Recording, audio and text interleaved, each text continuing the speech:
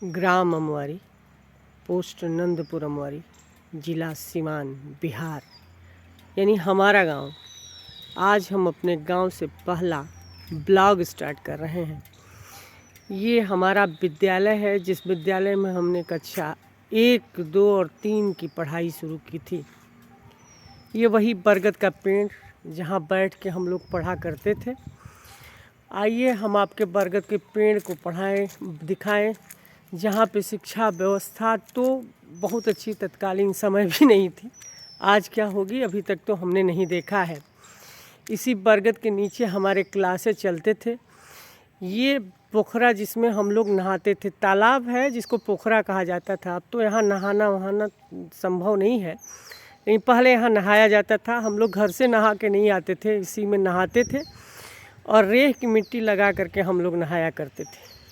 यहाँ एक ऊंचा सा भीड़ा हुआ करता था, यहाँ पर पढ़ाई होती थी, कभी कभी कुश्ती होती थी।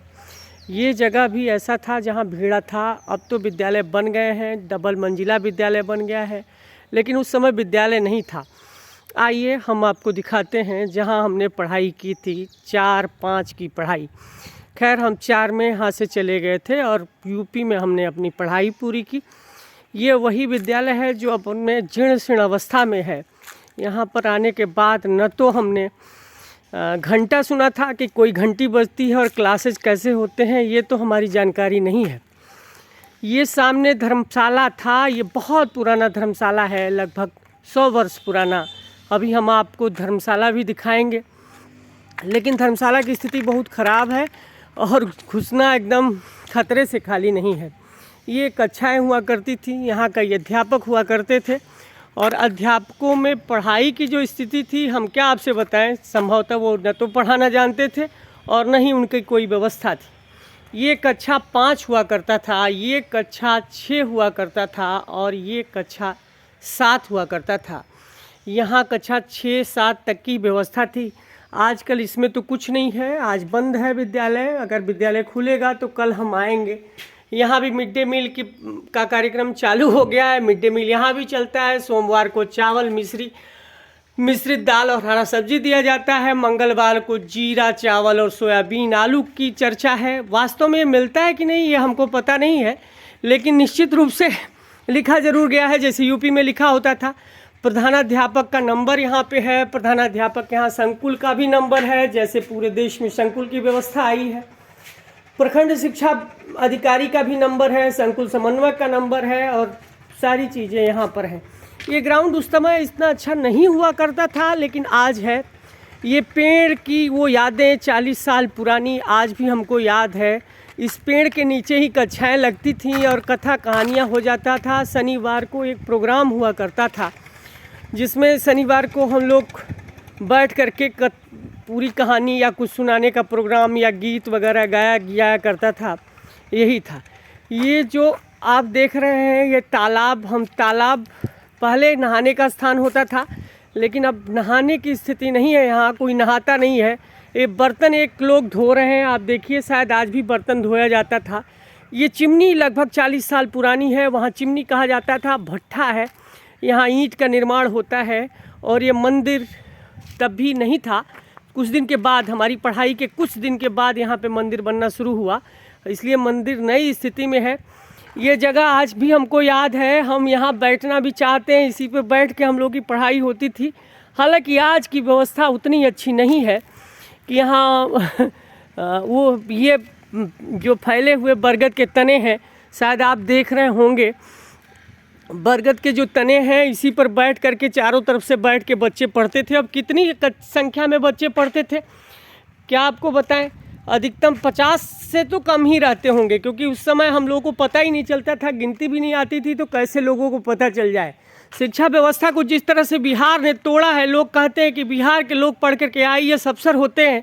क्या आपको लगता है कि ऐसी व्यवस्था में कोई IAS अफसर हो सकता है? कितना भी सरकार ने व्यवस्था किया हो, लोग यहाँ से IAS अफसर नहीं होते, बल्कि दिल्ली में पढ़ करके IAS अफसर होते हैं।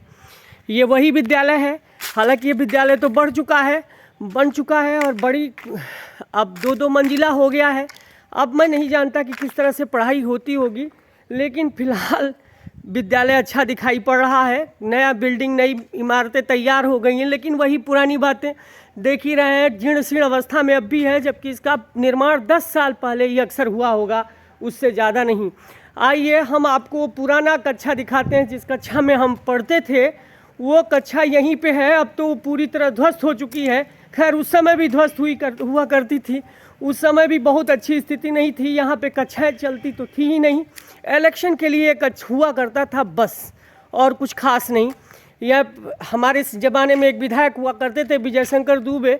विजय शंकर दुबे का शिलापट यहाँ आज भी लगा हुआ है, कांग्रेसी नेता थे, मंत्री भी हुए, और ये हम शिलापट दिखा रहे हैं, शायद उन्हीं के द्वारा निर्माण हुआ है इस विद्यालय का। ये पहला ब्लॉक है मेरा, जिला सिवान अमवारी बिहार का, जहाँ पे बिहार की एक वस्तु स्थिति सीधे सीधे दिखाई पड़ रही है। भ्रष्टाचार आपको सामने दिखाई पड़ रहा है। ये आप जो देख रहे हैं ये विद्यालय की नई इमारत में बड़ा गड्ढा है, और नई इमारत किस तरह बनी हुई है आप बेहतर ढंग से देख सकते हैं। बच्चे क्या पढ़ते होंगे ये तो हमको नहीं पता।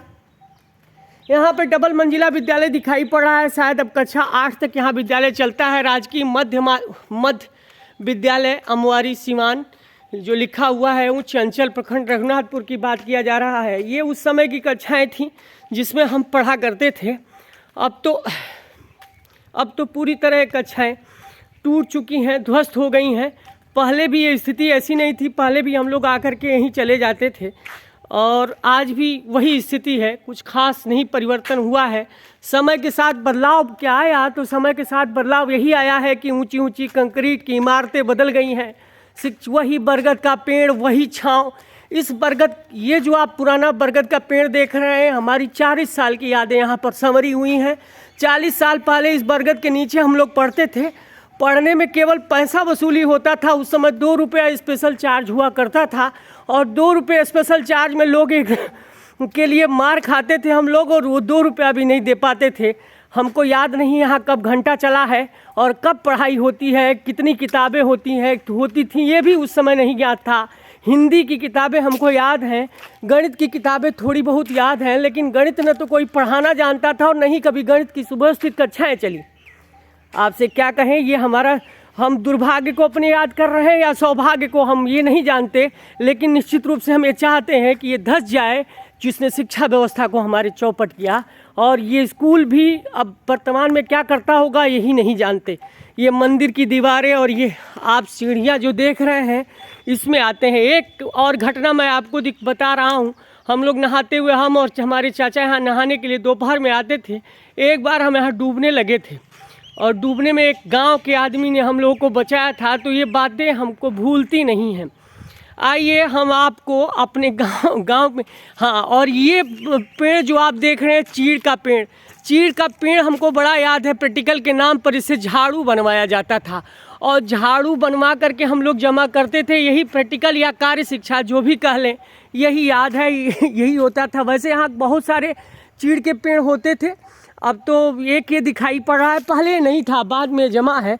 हम जब पढ़ते थे तब ये वो नहीं था। यहाँ पर ये पोखरा का स्थिति तब थोड़ी सुदृढ़ थी, हालांकि इससे अच्छी नहीं कही जा सकती, लेकिन तब भी ऐसा ही हुआ करता था। आइए ब्लॉग में हम आगे बढ़ते हैं थोड़ा सा। आज